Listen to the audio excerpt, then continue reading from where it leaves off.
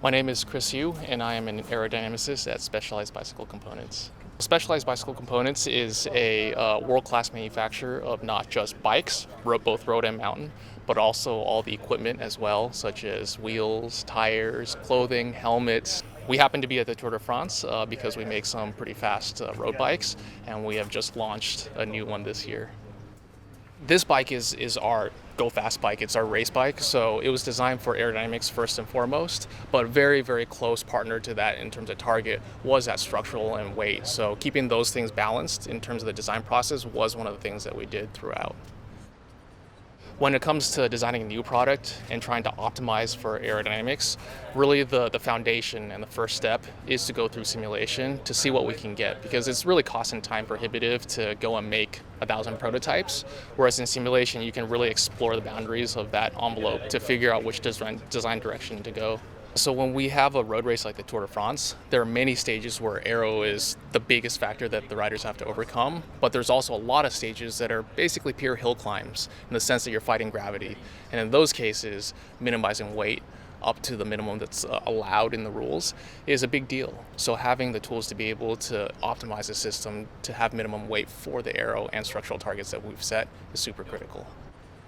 For me, the CFD capability in HyperWorks is extremely efficient and robust, and those are kind of two of the really important things, because when someone comes out with the CFD software in industry, to some extent that it's going to be accurate enough if you set it up correctly, but really the key points are the efficiency and the robustness. And what I mean by that is just being able to run the problem quickly, and also being able to set up a problem with, not perfect CAD. AcuSolve's ability to take, not great CAD models and still be able to run the solution is a great feature.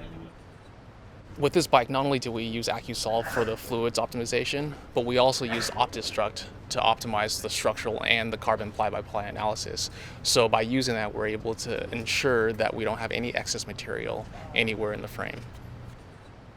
Virtual wind tunnel has been honestly fantastic for the work that we're doing, because a bike is an external vehicle, so setting up that problem, there's a lot of similarities from model to model, whereas virtual wind tunnel is basically smart enough to know that with a vehicle there's a certain few things that you want in terms of boundary conditions on the ground and inlets and outlets and things like that. So just being able to streamline that process makes it so much faster in terms of turnaround for different models. And just to put it in perspective, for something that matters for an elite level cyclist, we're talking about a few grams force equivalent of drag. So it's a very, very small quantity, so it's hard to measure. And so when we started transitioning into using powerful tools like Altair AcuSolve suite, we're able to realize that a lot of those small changes that maybe you can't physically measure individually, if you stack them up in simulation and then build a prototype, you're able to then measure a very, very large gain in the tunnel. By using the HyperWorks tools and the CFD analysis, on this frame especially, in terms of the amount of prototypes that we're able to put through the simulation in the time block that we had to design this thing, I feel like is at least a 2 to 4-fold increase over what we had before in terms of the number of prototypes that we're able to run virtually.